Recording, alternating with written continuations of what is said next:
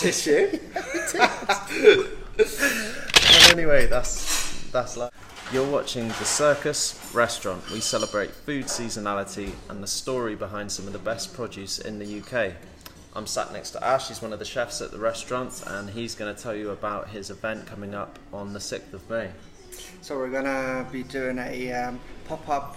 It's gonna be 6-course tasting. It's all about spring. We'll be using a bit of crab, a bit of asparagus. We've got some bacon with a lovely leek garnish. We've got a rabbit dish on, which is built into Wellington. A couple of nice desserts. We've got a nice yogurt sorbet with a tarragon meringue to cleanse your palate for the main dessert, which is going to be a chocolate dessert. You've got layers of toffee. You've got layers of ganache.